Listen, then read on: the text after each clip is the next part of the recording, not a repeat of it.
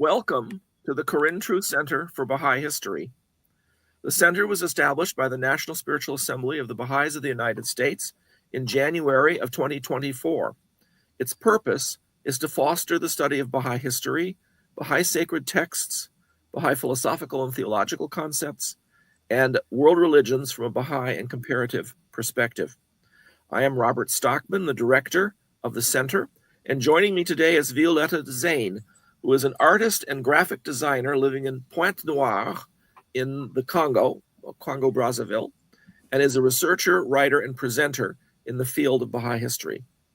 She's the co-creator with Adib Masumian of the Utterance Project, a website and YouTube channel dedicated to sharing the beauty of the utterances of the Bab, Baha'u'llah and Abul-Baha in the original Arabic and Persian.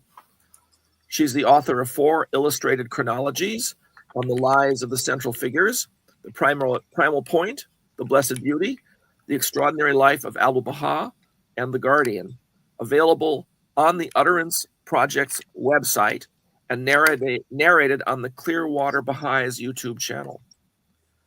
Violetta's latest illustrated chronology, which she will present in the spring of 2025, and we can't wait, is going to be on the Greatest Holy Leaf. Violetta Zein has given over 100 talks on Baha'i history since 2021, including 70 talks on the Clearwater Baha'is YouTube channel.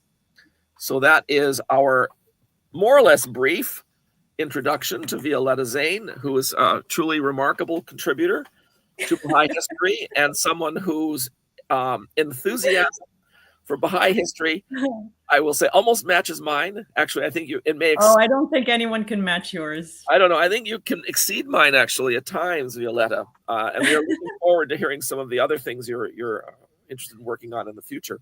Ooh, we're going to spill secrets at the end of the session? Well, I'm looking forward to hearing you talk about how important Baha'i history is and some of these other things that we've talked about in other sessions, of course.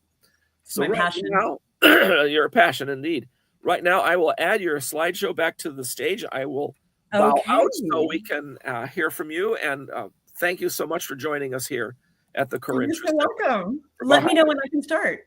Right, you can start right now. I'm removing myself. Well, don't go anywhere. Welcome, everyone, to Shoghi Effendi in Africa. This is the story of the 48-year connection between our beloved Guardian and this beautiful continent from 1910, when Shoghi Effendi first set foot in Egypt and North Africa, to the completion of the monument for his resting place in 1958, 1 year after his passing on the 4th of November, 1957. I'm going to open this talk with one of my favorite quotes by Bahá'í Rúḥíyyih Khánum, Hand of the Cause and Wife of the Guardian, in The Priceless Pearl. And she recalls in this quote a conversation she had with Shoghi Effendi during her very first pilgrimage to the Holy Land with her mother at the age of 12 in 1922. This photograph that you see here is the Canadian Rockies. So for all of you in Canada, I'm sure you're very excited. And all of this will make sense in a minute. Shoghi Effendi began to tell me about how much he longed to see the Canadian Rocky Mountains in Canada, and of his love for mountains and mountaineering. He always followed with the keenest interest till the end of his life any account of the assaults made on Mount Everest. His love of scenic beauty was very great, and if he had been a free individual, I'm sure much of his time would have been spent in visiting the natural wonders of the world. This is a talk about the irrepressible, adventurous spirit of our beloved Guardian. Shoghi Effendi never traveled further east than Beirut, never traveled further north than Edinburgh, and never traveled further west than the west coast of Africa during his 2 sailing journeys in 1929 and 1940. But he visited Africa from South Africa all the way to Egypt twice in his life, once in 1929 and once in 1940.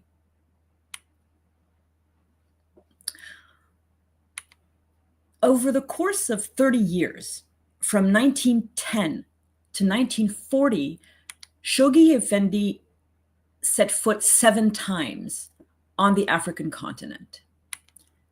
He visited Egypt in North Africa 5 times in 1910, 1911, 1912, 1913, and 1921. He traveled twice to Southern Africa in 1929 and 1940. He crossed East Africa once in 1929. And he journeyed through Central Africa once when he crossed the Belgian Congo in 1940. Part 1, Egypt in 1910, 1911, 1912, 1913, and 1921. Our story begins in 1910 when Shoghi Effendi was 13 years old. Abdul Baha left Haifa in secret on the 29th of August, 1910, aboard the Corsair, a ship operated by the Khedivial Mail Steamship Company, which is the ship you see here on the painting in the slide. Abdul Baha was forced to leave without informing even his own family because his many enemies and the very active covenant breakers would have found a way to sabotage his plans for his journeys to the West. In the evening of the 29th of August, 1910, a very sad and very sorrowful Shoghi Effendi sat on the steps of the master's house and said, "The master is now on board the ship. He has left me behind, but surely there is wisdom in this." Already very wise. Abdul Baha's sudden departure was a violent blow to Shoghi Effendi, who worshipped him. But his very kind and thoughtful grandfather had already anticipated this, and he ensured that his beloved grandson would rejoin him in a few days in Port Said, Egypt. This group photograph was taken during Shoghi Effendi's first stay in Egypt in the summer of 1910. The photograph shows resident Baha'is in Alexandria, and the man sitting in the middle with a beautiful white turban, a beautiful white beard is Haji Amin, one of the first 4 hands of the cause, one of the 4 hands of the cause appointed by Baha'u'llah during his lifetime, and also the first trustee of the Huququllah. Sitting immediately to his left is Shoghi Effendi.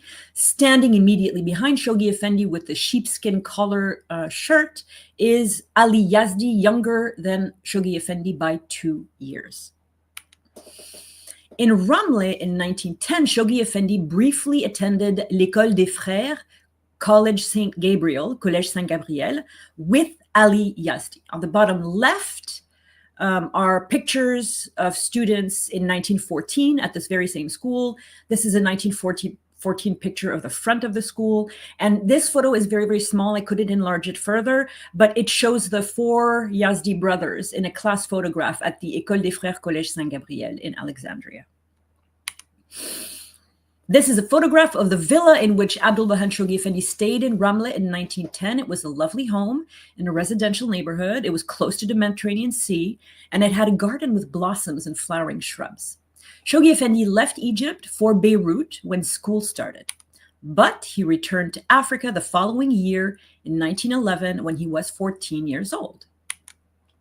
Shoghi Effendi was in Ramle around April 1911, but we don't have any more precise dates for his stay in 1911. We do know he was there in April 1911 because he met Louis Gregory. Louis Gregory was the second African-American Baha'i ever to meet Abdul Baha after Robert Turner in 1898. Louis Gregory arrived in Egypt on the 10th of April 1911. When it was time for him to say goodbye to Abdul Baha after his brief pilgrimage, he was welcomed to the master's house by Shoghi Effendi and one of his cousins. After his stay in 1911, Shoghi Effendi returned to Syrian Protestant College in Beirut.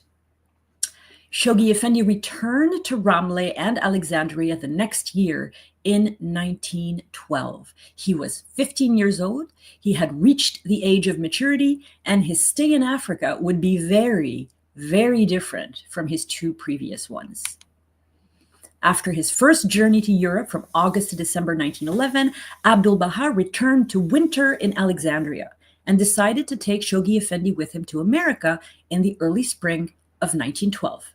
Abdul Baha ordered long robes for his grandson and 2 turbans, one green and one white. The color green is very significant. Shoghi Effendi was descended from the family of the Bab, and as such, he was a direct descendant of the Prophet Muhammad. He was a Sayyid, just like the Bab. And the descendants of the Prophet Muhammad are allowed by birthright to wear the color green. When Shoghi Effendi arrived in Alexandria, Abdul Baha's eyes shone with pride and pleasure at seeing his grandson try on his new clothes. Shoghi Effendi had been closely following his beloved grandfather's travels in France, Switzerland, and England, and he was overjoyed to have the honor of accompanying Abdul Baha to the United States and Canada, the next and most momentous leg of the master's teaching journeys to the West. On Monday, March 25th, 1912, Abdul Baha and Shoghi Effendi boarded the Cedric, which you see in this slide, and they were off to America.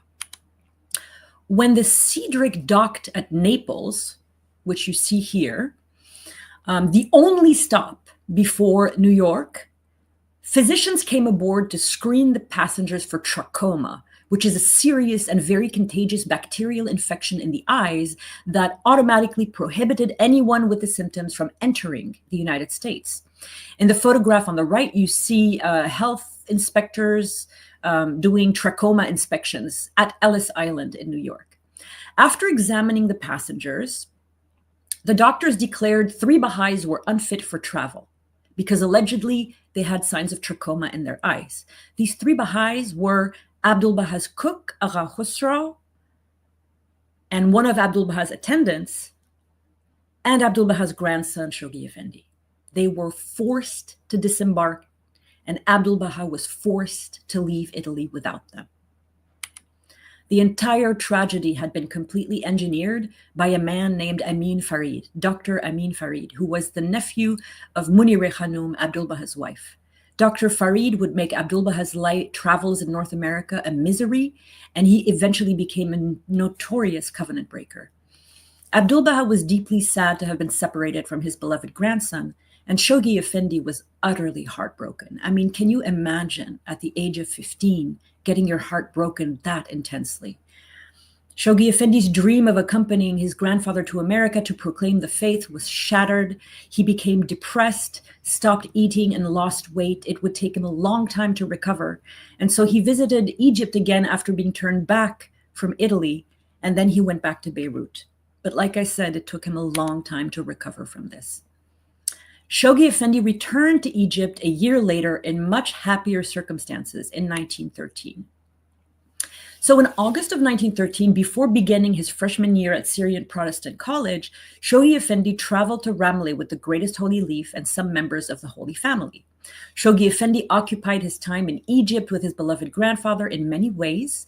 Ali Yazdi remembers hearing Abdul Baha teach Shoghi Effendi how to chant by modulating his voice to render various emotional expressions while chanting the holy writings. Shoghi Effendi was now a highly capable young man, and he was eager to be of service to his grandfather. For example, running errands for Abdul Baha, fetching him a bottle of Evian water. But he also rendered important services. He took down letters to the Persian believers, which Abdul Baha dictated while sitting or while pacing in the garden of his villa. Shoghi Effendi sometimes met Baha'i visitors on Abdul Baha's behalf at the train station, as he did with Isabel Fraser on the 18th of September, 1913. And at Abdul Baha's request, Shoghi Effendi also gave tours of Alexandria to visiting Baha'is, showing them the zoo and the famous park. Shoghi Effendi even visited Cairo during his 1913 stay, and Rúḥíyyih Khánum wrote in The Priceless Pearl, Shoghi Effendi lost no time in visiting the pyramids, for Shoghi Effendi had an adventurous spirit and longed to visit distant places, as witnessed by the keen interest it is recorded he showed in some travel magazines sent from America. After several weeks, basking in Abdul Baha's company, the Holy Leaf returned to the Holy Land, and Shoghi Effendi began his sophomore year at Syrian Protestant College. It would be 8 years before Shoghi Effendi returned to Africa.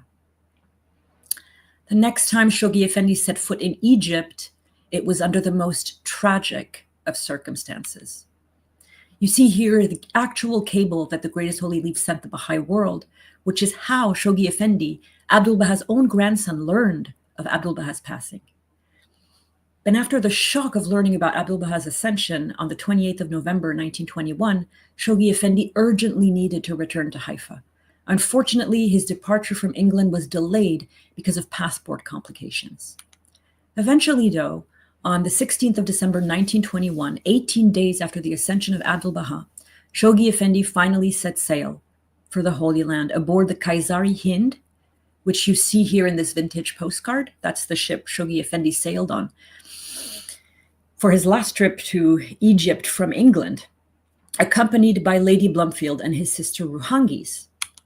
And I did find something interesting looking through internet archives. I found the passenger manifest for the Kaysari Hind with the names of Rúḥíyyih Rabbani up here, Miss Rúḥíyyih Rabbani, and below Mr. Shoghi Rabbani. And his street address, which is covered by this enlarged picture of the ship manifest, lists his address in London as Eccleston Place in London Southwest, and his occupation is listed as student. Shoghi Effendi sailed from London to Port Said, arriving in Egypt for a very brief stay on the African continent at the end of December 1921. After the ship docked in Egypt, Abdul Baha, Shoghi Effendi, his sister Rúḥíyyih, and Lady Blomfield boarded a train and arrived in Haifa on the 29th of December 1921 at 5:20 p.m. Shoghi Effendi was about to learn that he had been appointed guardian of the cause of Baha'u'llah by Abdul Baha in his will and testament. After Shoghi Effendi's 5 trips to North Africa between 1910 and 1921, when he was a teenager and a young man, 8 years passed until he returned to the continent for his first solo cross-Africa journey in 1921 at the age of 32. That year, in 1929, the Guardian's adventurous spirit, that same deep love for scenic beauty that had attracted him so many times to the Bernese Alps and Switzerland, attracted him to the deep jungles of the world and took him to Africa for his first great journey across the continent. The sailing journey. Shoghi Effendi sailed on the Balmoral Castle of the Union Castle Mail Line, which is this ship you see here. The Union Castle Mail Line was the largest, and the Balmoral Castle was the largest, most powerful, and most luxurious ship on the mailboat service between England and South Africa. It carried 805 passengers in first, second, and third class. And here is Shoghi Effendi's name on the Balmoral Castle passenger manifest. You can see Shoghi Effendi is spelled Chwki.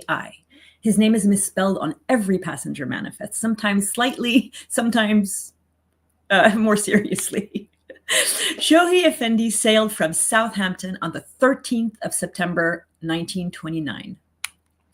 The ships usually arrived in Cape Town 2 weeks after departing England, which would mean that Shoghi Effendi arrived in South Africa at the very earliest at the end of September 1929. 1929 marked the first of Shoghi Effendi's longest travel journeys. The first part of the journey by sea was a total of 12,000 kilometers or 7,500 miles.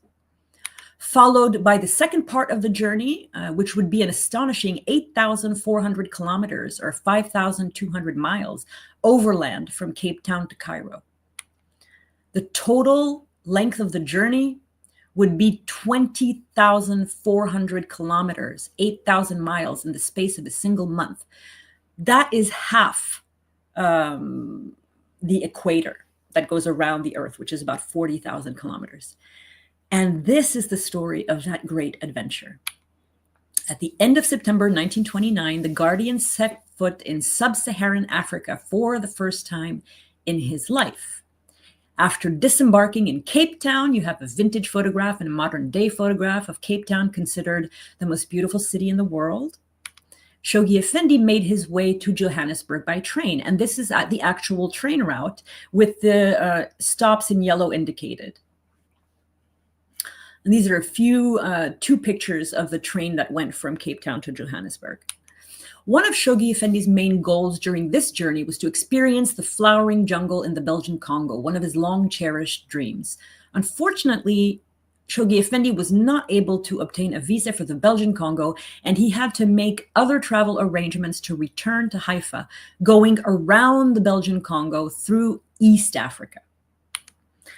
Shoghi Effendi traveled by train from Johannesburg on the Cape Town to Cairo Railway and entered southern Rhodesia, today's Zimbabwe, which you see here in, you're going to see on the next slide. The train line was called the Cape Town to Cairo train because it was a dream of Cecil Rhodes, the mining magnate and founder of Rhodesia, but it never ended up reaching Cairo. It stopped somewhere, probably in East Africa or Central Africa. I don't exactly know where. Couldn't find that information. Shoghi Effendi traveled to Zimbabwe, which you see here in blue, and visited Matobo Hills. You see here the distinctive, iconic landscape of Matobo Hills. It's now a national park, and it's famous for its landscape of granite inselbergs, which you see here, which are isolated rock hills that rise abruptly from the landscape. And it also has wooded valleys, and it's about 35 kilometers or 22 miles from the capital, Bulawayo. While in Matobo Hills, a fellow traveler took this portrait of Shoghi Effendi near the grave of Cecil Rhodes. This is the only picture that has been published of Shoghi Effendi in Africa, the Guardian in Africa. After Matobo Hills, Shoghi Effendi traveled 400 kilometers or 250 miles northwest to Victoria Falls on the border of Zimbabwe, which was northern Rhodesia, and southern Rhodesia, which is Zimbabwe. So Victoria Falls straddles the border of two countries. Part of the falls are in Zambia and part of the falls are in Zimbabwe. Victoria Falls are not the highest waterfalls in the world. They're not the widest, but they are the world's largest because they span nearly 2 kilometers, 1.2 miles, and their powerful raging waters can be heard up to 40 kilometers, 25 miles away. Shoghi Effendi took this stunning photograph of Victoria Falls, and he also took this beautiful photograph of a baobab near Victoria Falls. Eastern Africa. So to be fair, we don't know exactly how or what route Shoghi Effendi took in East Africa, but there was only one way to get to the Sudan from northern Rhodesia, which is Zambia, and it would have to have been through German East Africa and British East Africa, and there are a couple of options at this point. So the modern day countries that Shoghi Effendi may have traveled through are Zambia, Tanzania, Kenya, maybe Uganda, maybe not, and the Sudan. Shoghi Effendi took this photograph of a car during his journey through East Africa. Amatul Bahá'íyyih Khánum tells us that Shoghi Effendi traveled in a car with an English hunter for part of the way, but we don't know if this is that car. And after his car journey, Shoghi Effendi rode on a train for about 800 kilometers, 500 miles. There was really only one route from Zambia, which was northern Rhodesia, to Central Africa. And it was approximately this sort of route. There's only one way to get there from point A to point B. However, once Shoghi Effendi crossed into East Africa, there would have been two possible routes. The first is the route that you see here. This would have been option one, which, as you can see, it hugs Lake Victoria and goes up the White Nile to Juba, Sudan, which is where a lot of people boarded ships. The other option would have been, instead of hugging closely to Lake Victoria, would have been to go a little further east and enter Sudan directly through Kenya, instead of passing through Uganda, which was option one. We actually do not know which route the Guardian took, but I thought you might enjoy seeing the kind of options that he would have had traveling through East Africa. Once the Guardian entered Sudan, he began the last leg of his journey up the Nile. Sometimes there were trains involved, I think, because there's a lot of parts of the Nile that are not navigable because of cataracts or lakes or things like that. And that would have been 3,700 kilometer journey, 2,300 miles, all the way to Cairo, up or next to the Nile. And this is another photograph that Shoghi Effendi took of a ferry being guided through a papyrus swamp. From Cairo, Shoghi Effendi boarded a train bound to Haifa. This is that train from Cairo to Haifa. And Shoghi Effendi arrived in the Holy Land in October 1929 after a 1-month cross-Africa journey. He would return in 11 years. This here is the Sinai, which is what the Guardian may have seen on this leg of his journey here. Very stark and kind of impressive landscape. 11 years after Shoghi Effendi's first cross-Africa journey, he was now married to Amatul Baha Rúḥíyyih Khánum, and the Guardian was about to return to the African continent, but in the most unexpected and mysterious circumstances. Leaving Haifa. On May 15th, 1940, for reasons no one knows, the Guardian decided to leave the Holy Land in the middle of World War II and travel to Europe.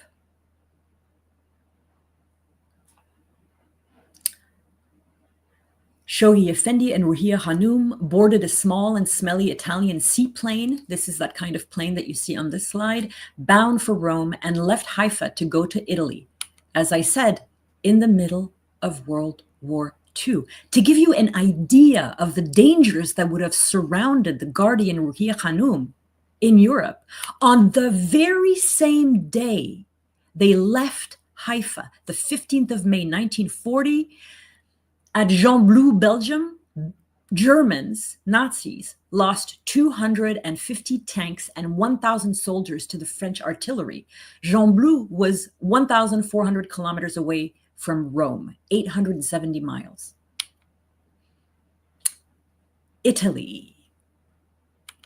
A few days after arriving in Rome, Rúḥíyyih Khánum traveled to Geneva to welcome her father, William Sutherland Maxwell, who had sailed from Canada on the SS Rex at the invitation of Shoghi Effendi to come and live with them in Haifa, because his wife had just died and Shoghi Effendi wanted him to live with them. And his contributions, as you know, as an amazing architect on the superstructure of the Shrine of the Bab would be absolutely amazing.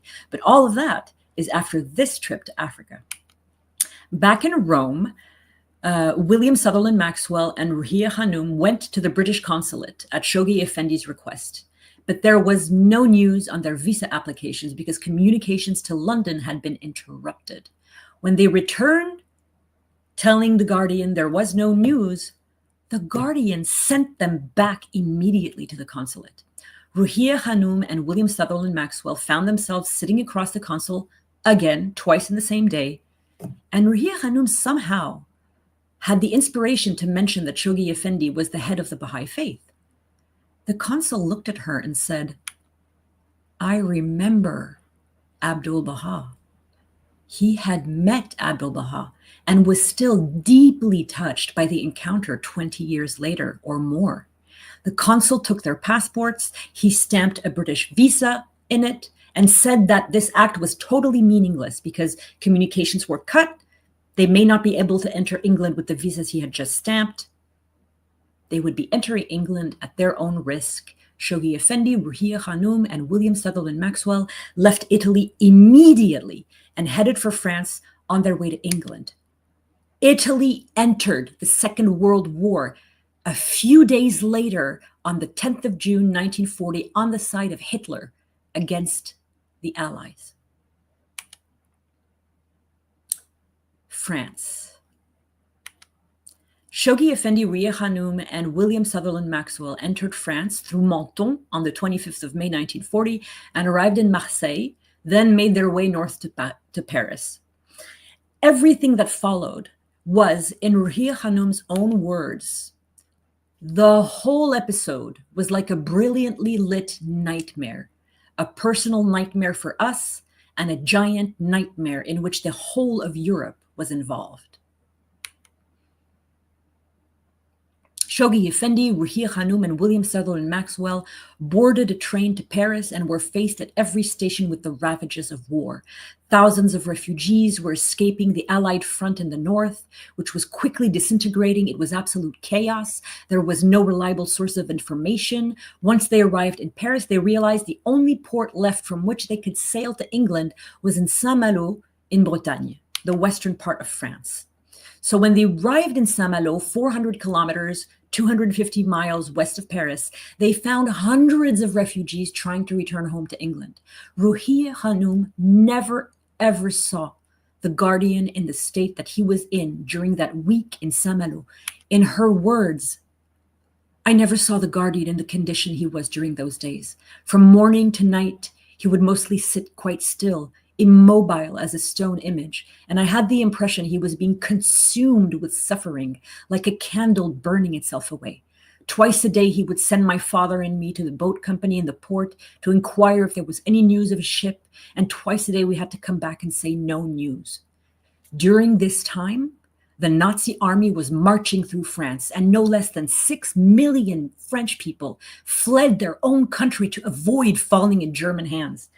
The Nazis were working their way south, starting at the northern French border with Belgium. Soon, they would be in Saint-Malo. 2 ships finally arrived on the night of the 2nd of June, 1940, to evacuate those who were stranded in Saint-Malo. Shoghi Effendi, Rúḥíyyih Khánum, and William Sutherland Maxwell boarded the first ship that arrived, sailed in total darkness to avoid being seen by the Nazi troops, and arrived the next morning in Southampton. The Nazis marched into Saint-Malo on the 20th of June, 1940, 18 days after the Guardian left. They would eventually invade and occupy 2/3 of France. England. Shoghi Effendi, Rúḥíyyih Khánum, and William Sutherland Maxwell spent nearly 2 months in England, and they found it was as difficult to leave England as it had been to enter it. They had arrived in England at a very chaotic and dangerous time. The government had initiated Operation Pied Piper in September 1939 with the aim to evacuate civilians and children to the countryside and limit innocent civilian casualties. By June and July 1940, when Shoghi Effendi and Rúḥíyyih Khánum and William Sutherland Maxwell were in England, Operation Pied Piper had expanded to the south and east coasts because they feared a seaborne invasion from the Nazis. Throughout the country, a total of 1.5 million people would be evacuated and relocated to rural communities. It was in 1940, while he was in England for 2 months, that Shoghi Effendi first ordered vases for the holy shrines in the Holy Land. This would become a great passion of the Guardian in post-war years. The vases would be delivered to the Holy Land later on. These are just very beautiful antique vases that I found. They are not vases from the holy shrines. Shoghi Effendi's message from England. While Shoghi Effendi was in England, on the 20th of July, 1940, exactly 7 days before he sailed, he sent a letter by cable to the Holy Land to be distributed to the Bahá'ís. The message was titled Supremely Challenging Hour, and it called upon the Bahá'ís to look further, to steel their resolve, and to never stop the work of the faith. And remember, he is sending this to the Baha'i world while he himself has seen the ravages of World War II. Listen to this powerful message. Long predicted, world-encircling conflagration. Essential prerequisite, world unification. Inexorably moving appointed climax. Its fires first lit Far East, subsequently ravaging Europe, enveloping Africa, now threaten devastation, both Near East, Far East, respectively. Divinely appointed plan must likewise pursue undeflected, predestined course. Time pressing. This is one of the very rare color photographs of World War II. Shoghi Effendi, Rúḥíyyih Khánum, and William Sutherland Maxwell found themselves with only one option: to return to Haifa. After Italy entered the war, in red here, the Mediterranean was closed to all Allied vessels because they were on the side of Hitler. So no vessel except vessels that were either with Mussolini or with Hitler could travel the Mediterranean. The only way for Shoghi Effendi, Rúḥíyyih Khánum, and William Sutherland Maxwell to return to Haifa was by sailing 14,000 kilometers from England to South Africa, traveling 7,200 kilometers across the entire continent of Africa until Egypt, and then boarding a train and the last 600 kilometers, 370 miles, back to Haifa. Leaving Liverpool on the 27th of July, 1940, they would arrive in Haifa on the 27th of December, 1940, exactly 5 months later. They would travel about 20,000 kilometers to get home. It was only because of the Guardian's high position and William Sutherland Maxwell's friendship with Vincent Massey, the Canadian High Commissioner in London, that they managed to get passage out of England. And so Shoghi Effendi, Rúḥíyyih Khánum, and William Sutherland Maxwell sailed from Liverpool on the Cape Town Castle on the 27th of July, 1940. The Guardian was safe. He had escaped the first blitz on London by a month. The bombs started falling on the 7th of September, 1940. The Cape Town Castle, which is this ship you see on this slide, was a very fast ship. And it made irregular zigzag course changes, as you see in this little map that I tried to make. Oops, sorry. The reason that it traveled with a zigzag in its wake was to avert or evade any potentially German submarine attacks. This is also the ship manifest for this journey. I promise you this is the last time. I love my ship manifests. You can see Rabbani Mr. Shoghi and ... Rabbani Mrs. And here you see the name of William Sutherland Maxwell. Shoghi Effendi set foot in South Africa for the second time 11 years after his first journey in 1921. The big difference in this journey was that Shoghi Effendi would get to travel through Central Africa.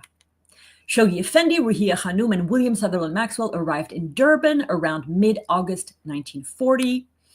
There, in the middle of World War II, they managed, by some sort of administrative miracle, to get a visa for the Belgian Congo. I was very curious, so I found a visa for the Belgian Congo from 1938. That's the closest I found. And this is a 20 franc. It's a 20 franc note from the Belgian Congo. And it's published in, you see the date here is 1940. So it would have been by a few months after the Guardian passed there. But anyway, this would be the kind of currency the Guardian might have used. Who knows? I mean, we don't know for sure, but I'm sure he did. There was absolutely no question for Shoghi Effendi that William Sutherland Maxwell would not accompany him and Rúḥíyyih Khánum through the Belgian Congo. William Sutherland Maxwell was 66 years old and he was in rather frail health. And so he stayed behind safely in Durban and waited to follow Shoghi Effendi's very specific instructions. Wait for an airplane, go to a hotel in Nazareth when you get to the Holy Land. Go to a hotel in Nazareth in the Holy Land and wait for Shoghi Effendi and Rúḥíyyih Khánum to meet you there in order to return to Haifa together. Things would not exactly go as planned. Shoghi Effendi and Rúḥíyyih Khánum left Durban for Johannesburg, where they stayed over, and then they boarded a train to southern Rhodesia, today Zimbabwe. They arrived in Bulawayo, the capital, where they stayed, and Shoghi Effendi took Rúḥíyyih Khánum through his 1929 journey, and he showed her Victoria Falls, the power and the majesty of one of the nature's wonders. 11 years after his first visit to the falls, Shoghi Effendi was able to share this experience with his beloved wife, and it must have been a breathtaking sight for her. No doubt one of the most picturesque and unforgettable moments of their cross-Africa journey. And then, after Victoria Falls, Shoghi Effendi and Rúḥíyyih Khánum continued their train journey through southern Africa. They crossed northern Rhodesia, today Zambia, from south to north, and entered what was then the Belgian Congo and what is today the Democratic Republic of Congo, where I lived for 11 years as a child. Finally, after so many years, Shoghi Effendi was able to visit the Belgian Congo. Shoghi Effendi and Rúḥíyyih Khánum disembarked at the SNCC train station in Elisabethville, now Lubumbashi, in the Democratic Republic of Congo, sometime in the summer of 1940. We do not have a date for their stay in the Belgian Congo. Sorry. Shoghi Effendi and Rúḥíyyih Khánum were the first two Baha'is to ever set foot in the Belgian Congo / the Democratic Republic of Congo. So amazing. It was 13 years before the 10-year crusade. Lubumbashi, at the time called Elizabethville, was and still is a major copper mining center. Now, I don't know if you know this because I don't know if you live in places where you mine copper, but I grew up in a country that mined copper.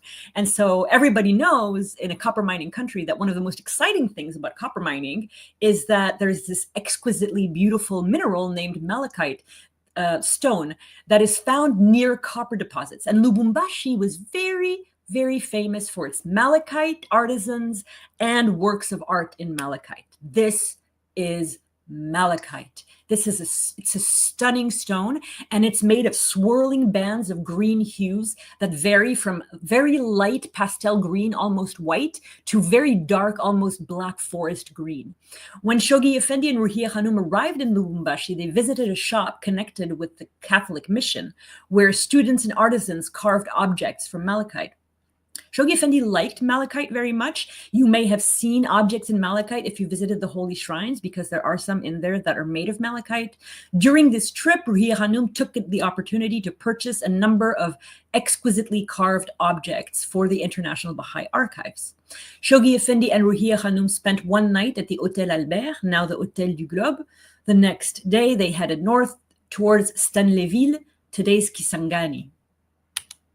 There is no exact information as to the precise route between Lubumbashi and Kisangani, but because the Democratic Republic of Congo is such a beautiful country, and because so few people will ever actually get the opportunity to visit the Democratic Republic of Congo the way that Shoghi Effendi and Rúḥíyyih Khánum did, by car, I wanted to show you the stunning landscapes of the inside and the eastern part of the Democratic Republic of Congo.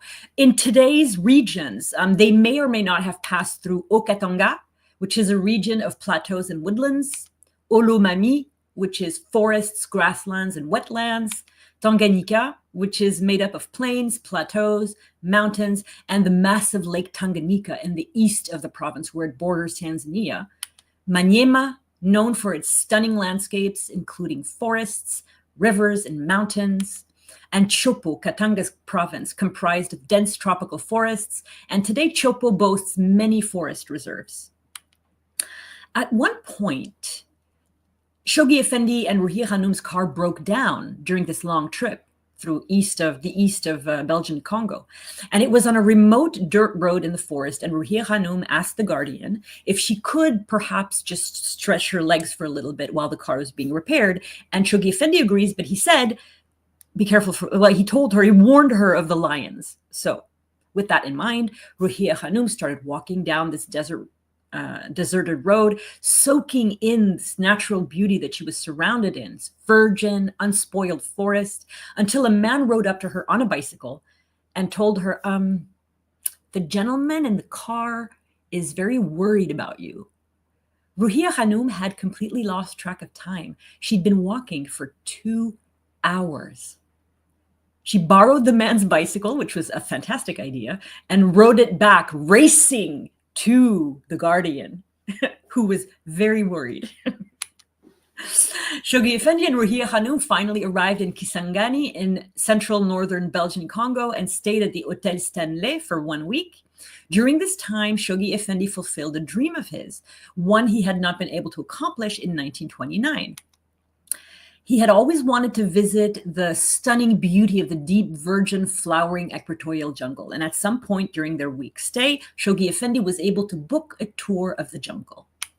The Guardian came away very disappointed.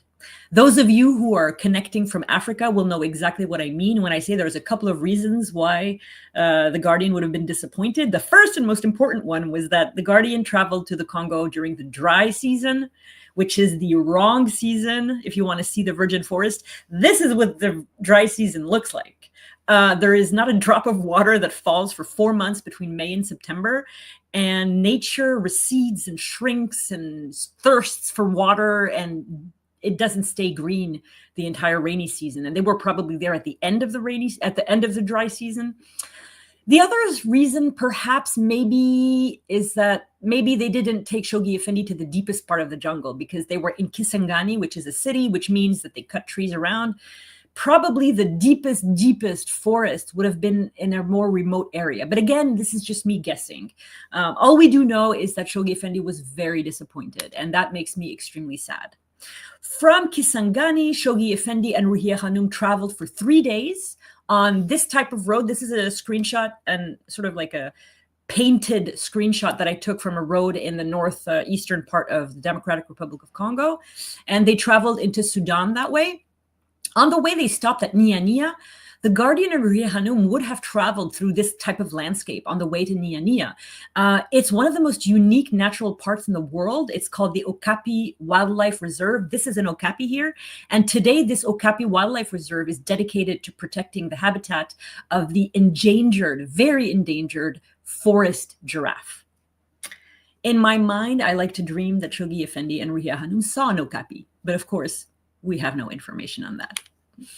After the Belgian Congo, Shoghi Effendi and Rúḥíyyih Khánum entered the Sudan and began making their last journey towards Egypt and the Holy Land.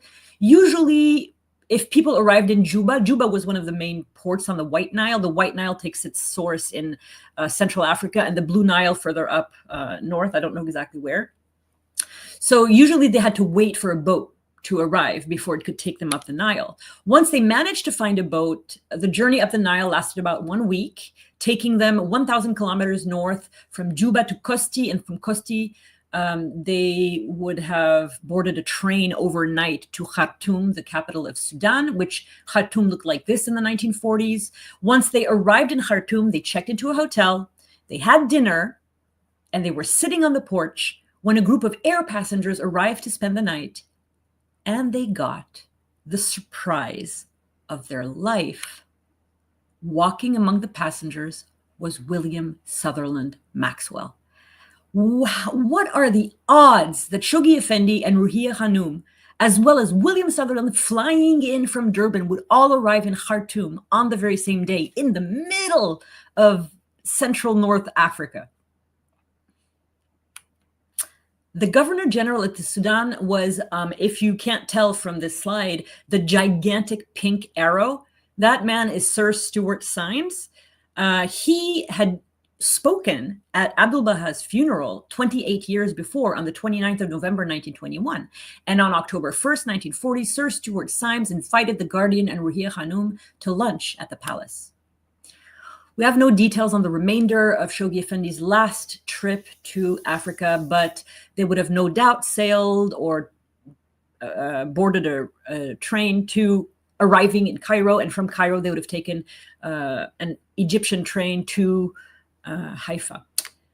The trip had been filled with stress, with uncertainty, with suspense, sometimes even with danger, but also a great adventure. This was the last time Shoghi Effendi would ever set foot in Africa. He died 17 years later. And my epilogue for today's talk, I apologize if it's been a little long. I just wanted to mark the relationship of Africa with Shoghi Effendi in the last few years of his life.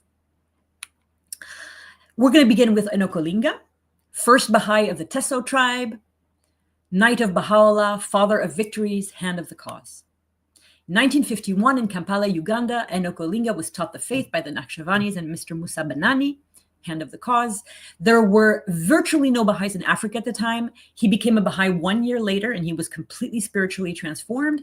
This magnificent photograph shows the first indigenous Baha'is of Kampala, Uganda, representing the Buganda and Batero and Teso tribes.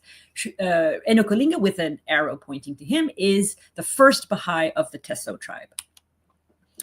In February of 1953, the Guardian announced the African goals for the 10-year crusade, including the following countries in Central and Western Africa. The Gambia, Portuguese Guinea, the Ashanti Protectorate, the Northern Territories Protectorate, British Togoland, French Togoland, the British Cameroons, the French Cameroons, and French West Africa, as well as French Equatorial Africa. 18 months after becoming a Baha'i, sometime in 1952-1953, Enoch Olinga, then living in Kampala, immediately responded to the Guardian's appeal and volunteered to pioneer to British Cameroon. And now the story of the 5,000-kilometer adventure, one of my favorite African Baha'i stories.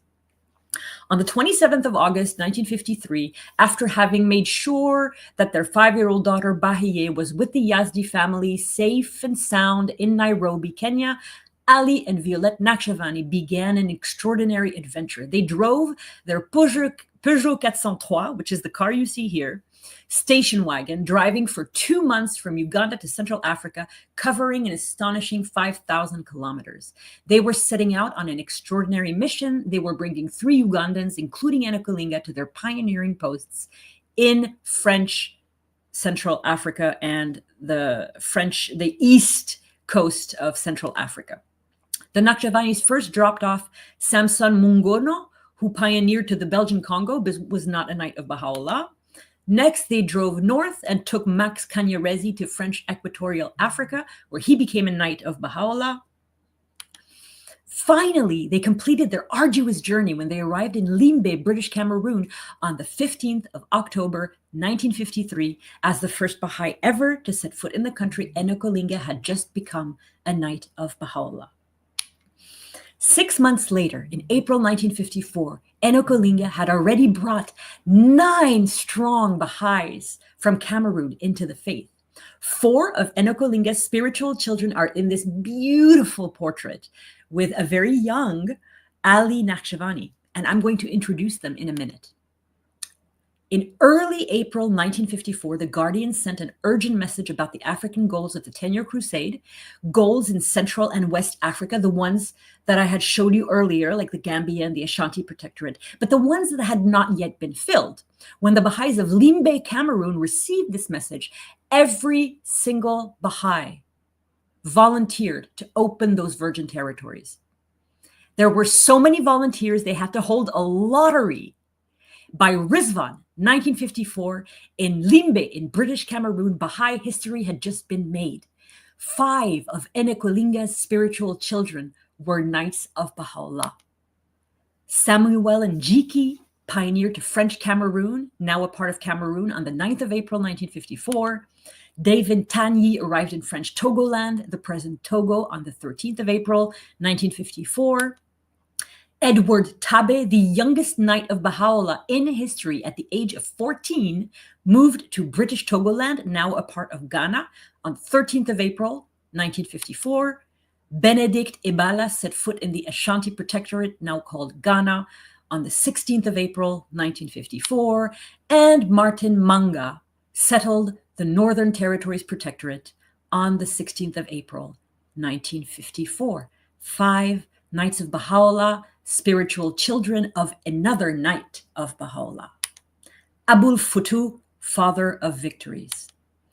On the 15th of February, 1957, 2 days after Enoch Olinga left the Holy Land from his pilgrimage, the Guardian secretary wrote a letter on his behalf to Hand of the Cause Musa Banani, in which he expressed his pleasure with Enoch Olinga's visit. Friends, this is just so touching. It's just a few months before his passing. It's 8 months before the Guardian's passing.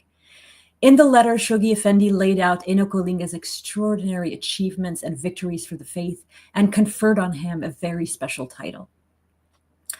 Enoch Olinga has achieved many victories for the faith. First, his work in Uganda, then by pioneering to the British Cameroons, becoming a Knight of Baha'u'llah there. 5 of his spiritual children went from the Cameroons to virgin areas of the 10-year crusade, thus becoming themselves Knights of Baha'u'llah. He has himself confirmed 300 souls with 5 assemblies.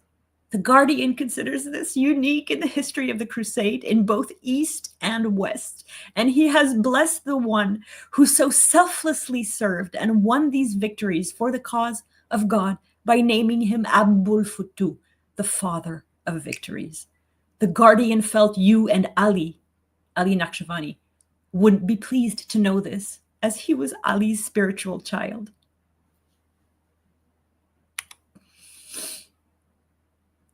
The concept of the monument. The photographs of the Guardian's funeral and resting place in 1957, which you are about to see in the next 2 slides, were taken by Arthur L. Dahl and are copyrighted Gregory C. Dahl, used with permission. The Guardian passed away in London on 4 November 1957, felled by coronary thrombosis, a blood clot in the heart. He was buried on Saturday, 9th of November 1957, after a funeral cortege of 60 cars accompanied his body to his resting place. The funeral of the beloved Guardian was a funeral fit for a king. The day after the Guardian's funeral, on Sunday, 10th of November 1957, Rúḥíyyih Khánum returned to the cemetery to visit the beloved Guardian's gravesite, accompanied by Hand of the Cause, Amelia Collins. There were only flowers on the Guardian's resting place. But as Rúḥíyyih Khánum drove away, she saw in her own words, "It was very strange, because God knows I had no mind left or anything at that point. I saw before me in my mind's eye a column and a globe and an eagle and the steps underneath it." A week later, the design proposal by Rúḥíyyih Khánum for the monument to the resting place of the Guardian was adopted by the Hands of the Cause. Shoghi Effendi often spoke about how majestic eagles were. To the Guardian, eagles were a symbol of victory of the faith. And that's why he began buying sculptures of the eagles to place in the gardens at Bahá'í and in the Shrine of the Bab. Shoghi Effendi often went to England to buy furnishings for the holy places. And one day, when Shoghi Effendi and Rúḥíyyih Khánum were in Scotland, and they traveled to Scotland twice in 1946 and 1947. So it was on one of those 2 trips, Shoghi Effendi walked into a shop that was owned by a woman, and she had this beautiful traditional Japanese sculpture of a bronze eagle poised on a wood root, which looked like a cliff, like a wooden cliff. This is exactly the type of eagle that we're talking about here. And I got permission to use this by David Page, Oriental Antiques. The eagle's pose is so beautiful. There was an element of mystery to this Japanese style of sculpture, because you can't tell if the eagle is landing on the cliff or taking his flight from the cliff. But anyway, Shoghi Effendi did not like many things. He had very, very, very specific tastes. And the things he loved with all his heart. And he loved that eagle. He had it shipped back to Haifa. He placed it on a table next to his bed. He loved that eagle for the last 10 years of his life. The idea of a single column on the monument was also Shoghi Effendi's. Shoghi Effendi always wanted a single column. He wanted to put a single column in the gardens, because he traveled to Rome and he saw all these single columns, and he told Rúḥíyyih Khánum, I think these columns are so beautiful. Where can I put a column on Mount Carmel? And Rúḥíyyih Khánum responded, "Shoghi Effendi, I don't think you can, because you just can't stick a column up like that. Where would you put it?" Rúḥíyyih Khánum described Shoghi Effendi's beautiful reaction, and he accepted that, but he looked a little dubious about it, as much as to say, "I still want my column." With her design of the resting place of the beloved Guardian, Shoghi Effendi would finally get his single column. Victories in Africa. Eagles symbolized victory for the Guardian. What greater victory was there in the faith during the lifetime of the Guardian than the mass conversions in the Teso district, the home district of Danukalinga? When Ali Naqshbandi inaugurated mass conversions in the Teso district, about 320 kilometers north of Kampala, the Guardian's joy was contagious. He sent message after message from 1953 to 1957 about the number of Baha'is in Uganda. 1953. In Uganda alone, the number of believers is 290. 1954. In Uganda alone, over 380 additional converts enrolled, raising the total number to 670. In 1955, Uganda in particular achieved the unique, memorable feat of the formation of 17 new assemblies, a total believers to almost 900. 1956, in Uganda alone, holds the palm of victory. The number of registered believers had exceeded 1,000. And 1957, in Uganda, the number of avowed adherents to the faith has now passed the 1,100 mark. The Guardian would speak about what the Nakshavanis, what Musa Benani, what Enoch Olinga were doing in Uganda in biblical terms. Listen to this.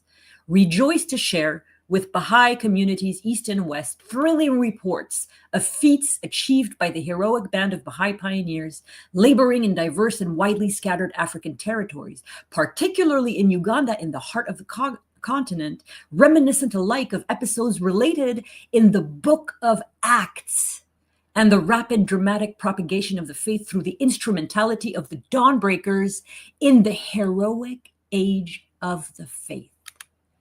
This is how Rúḥíyyih Khánum described the design of the monument for the resting place of the Guardian in London. So I thought, what greater place to put the symbol of victory, the eagle, than on top of Shoghi Effendi's column, on top of the globe of the world, with the continent of Africa facing out. Persian Baha'is often asked Amatul Baha why she hadn't chosen to put Asia first.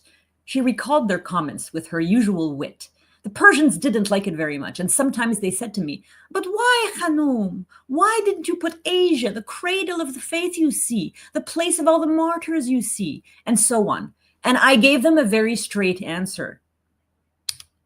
I said because Africa was the continent that brought joy to the heart of Shoghi Effendi before he died. And it deserved to be there because that's the place that he was made happy before he passed away, which was true because of the mass conversions. This is the only photograph we have of Shoghi Effendi in Africa, which is why I'm using it to close this talk.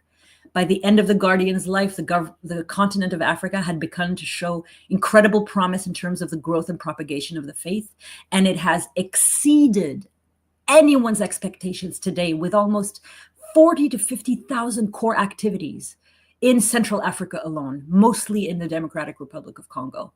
Africa, in turn, has been blessed for all these victories by the footsteps of the Guardian in 1929, 1940, but also from 1910 to 1921. He set foot on this continent 7 times. From 1958 and forevermore, it will be the African continent that would greet generation after generation of Baha'is come to pay homage and pray at the resting place of the Guardian in London.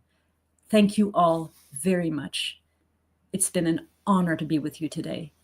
And please support the Corintrue Institute in any way you can. It is an amazing initiative. Thank you so much, Violetta. I am very, very impressed.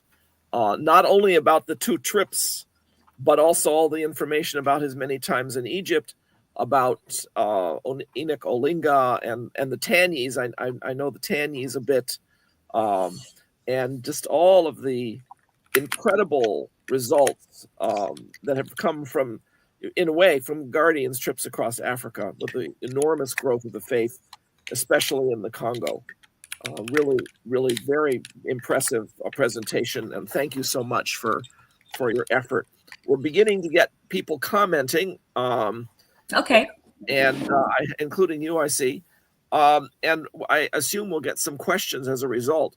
Do you think that it'll be possible to fill in some of these gaps? I don't know what archival materials. Well, I've been working on this presentation for 6 months, and I filled in some gaps myself. Like all those passenger manifests, those are all things I found. Yeah. But do you think there's material in Haifa? We really don't know if there's anything there. This is being recorded. I literally cannot answer that. I have an opinion.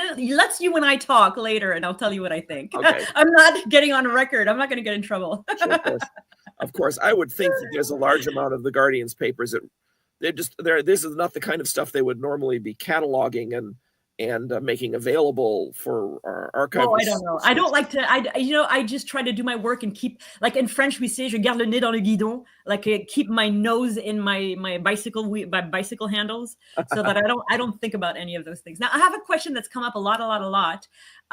People want to know if this is going to be on YouTube. Of course. Oh, of course, guys. It's already on YouTube, because this is being broadcast live over YouTube.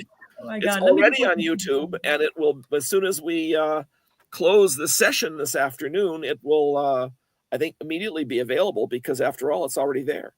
Okay, great. Wonderful. Yeah, so that's not going to be an issue at all. And we will also put the audio up on SoundCloud within probably later today or early tomorrow. And the links will be available at the Corinne True Center. So, but if you go to youtube.com/@Corinne True Center, you'll be able to watch the video quite easily. And if you're on my mailing list, I will send it to you as well. Yes, that's good. That's very good. That's very good. It's really quite amazing that Sutherland Maxwell happened to catch up with him at Khartoum. Did he then continue with them the rest of the way and not fly on to Nazareth and wait for them or anything? He traveled the rest of the day. Rest of the trip probably was much easier anyway. You didn't have to worry about you were in an area which had been under British control for a long time, and the transportation was probably reasonably reliable for Westerners. You know what? I think that to be honest with you, this is just an educated guess, and maybe someone in Africa here can tell me, like Susan Shepper, who has made an amazing movie about the history of the faith in Central Africa.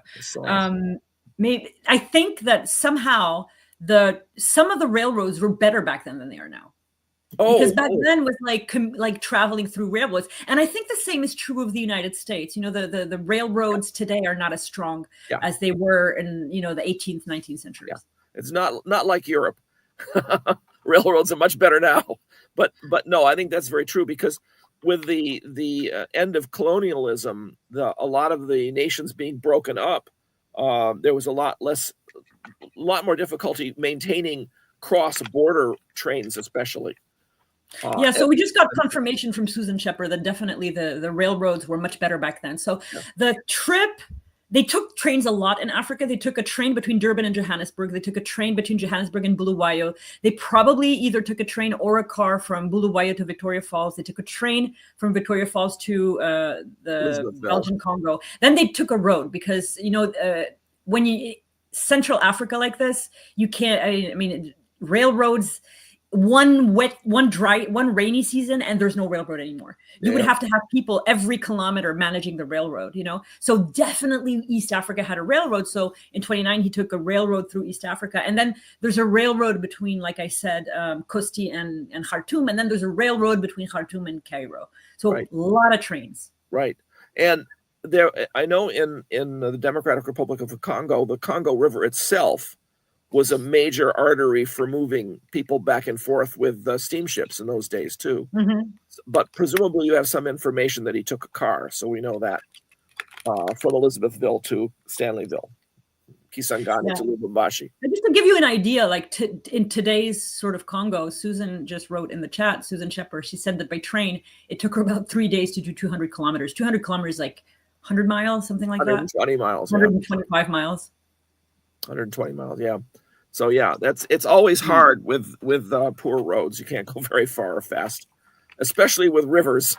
Whenever you come to a river, you've got the problem of how to get across the river. Yeah, and it would have been a fair amount. But I mean, it was interesting for me to sort of, like, the way I wrote this presentation was I tried to put myself like as a fly on the wall during the Guardian's trip. So that's how I got the idea of putting like the landscapes of Olomami and Maniema and all those things, because Democratic Republic of Congo is one of the most naturally beautiful places on earth. And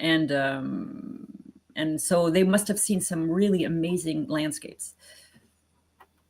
Quite a blessing to be able to travel through it, really. Fantastic. I'm trying to think what other questions. I'm sorry. I think, do you recall how long it was? I don't know if it was too long. Sorry. Oh, the presentation, it was an hour, like you said. That's not a problem. You didn't lose any audience, so it doesn't matter. Oh.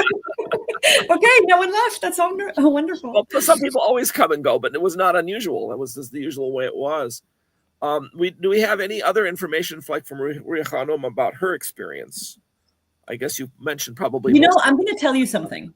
Whatever Rúḥíyyih Khánum wanted to say would be found in two places only. The one is Priceless Pearl. She gives a lot of personal memories there. And the other is her talks. And that is how I got the nugget on that eagle, which many people may not have heard about, that eagle that Shoghi Effendi bought in Edinburgh, because that came from a talk she gave in Edinburgh. And I have collected all of the talks. I've listened to all the talks. I've never really heard anything else, although there might be something I haven't seen in African Safari by Violetta.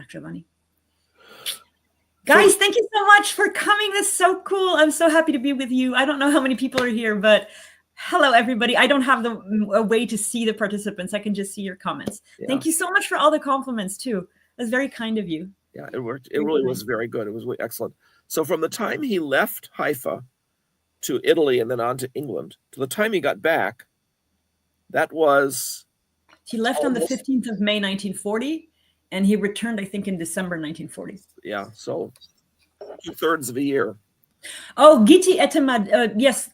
Shoghi Effendi... asked about trachoma. I see it. Yeah, Shoghi Effendi, in The Priceless Pearl, Rúḥíyyih Khánum makes a very, very strong point to say that Shoghi Effendi, his whole life, had very strong eyesight, extremely strong, very good eyes. So he never had a sign of trachoma. What happened is that Amin Farid probably paid off the physicians to kick him off the because if Shoghi Effendi had come with Abdul Baha to the United States and Canada, he would have been like the favorite, the star. After Abdullah, it would have been him because he was directly related. And Amin Farid was only related by marriage. And so with Shoghi Effendi out of the way, he took on a very strong position. And Robert, please help me. What did he do that really caused misery to Abdul Baha? Didn't he like pocket money or things like that? Yeah, there are, it would seem there were 3 incidents in the United States. One of them was with Mrs. Hearst. He appears to have asked Mrs. Hearst for money. He appears to have asked a non-Baha'i Gifford Pinchot, who was a very famous naturalist, later became governor of Pennsylvania. And Abdul Baha and his party were invited to Gifford Pinchot's house in Pennsylvania for the weekend, and then they were abruptly asked to leave. And Mahmoud never says why or what happened, but it would appear that that was one of the other times that Farid had asked for money. And there's also a third incident too, but I'm not sure what the third incident was. It may have been another case of asking for money from another. Yeah, but you know what? You recall what happened when Abdul Baha arrived in Haifa on the 5th of December, 1913? Do you remember what he said? The first thing he said to his wife. You remember what it was? What was it? Dr. Farid has ground me down. Ground me down. Yes, I didn't know that was the time, because at that point he declared him a covenant breaker because Farid refused to return to the Holy Land with him and went back to the United States. So Farid was and Can you read the question? Can you read the question in the chat by Farid Sabet? Can you read that question so we can answer down there? Let me get down there. I was somewhere else. These things move so fast. I'm not even sure I can find it now. Did it just pop up? It's just If you're at the bottom, you could just see it there. You want me to read it? Yeah, you may have to, because I can't. Sorry, go ahead. No, I don't see it. Oh, did the beloved continue to write messages to the Baha'i world during this period of travels? So when you say the beloved, I'm assuming you're meaning Shoghi Effendi. And I just read to you a message that he wrote during this time of travel. I looked through all of Shoghi Effendi's messages on the various websites, including the Baha'i Reference Library. This is the only message that I could find that was between May and December 1940. Yeah, it seems rather likely that he wasn't in a position to send telegrams. No, he wasn't. While he was in Africa, I mean, probably. Oh, in Africa. No, he could have sent it from Bulawayo. He probably could have sent it from Victoria Falls, from East Africa, from Juba, from Khartoum. He could have.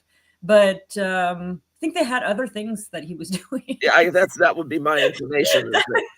It would not be. He was like running for his life.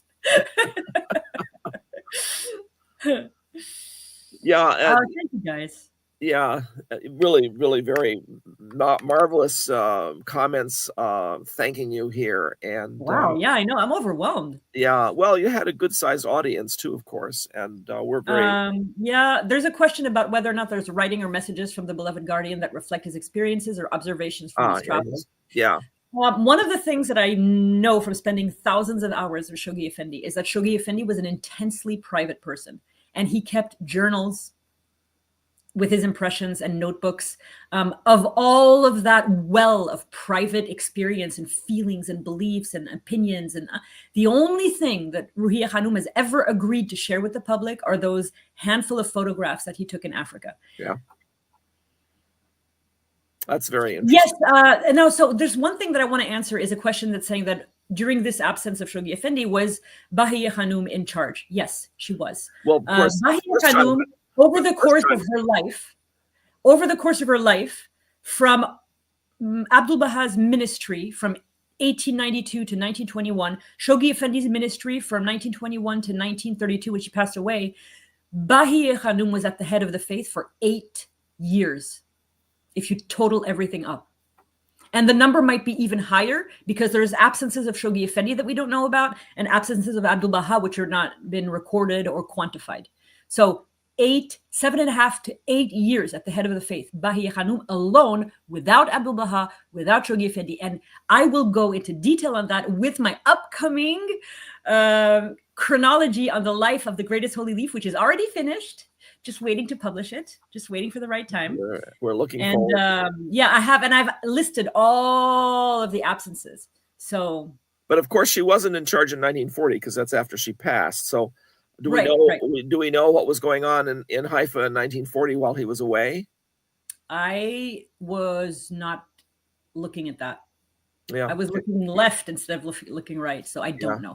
Yeah, that's an interesting question that I'm sure. And the reason for the travel of Shoghi Effendi, you know what? I'm a very curious person. And when I do research, I go kind of all in and I'll work 18 hours if I have to. And I'll work 2 days in a row without sleeping. But there's some things I'm not curious about because I know there's no answer. And one of the things that falls into this category is the reason why Shoghi Effendi left Haifa in the middle of World War II on the 15th of May, 1940.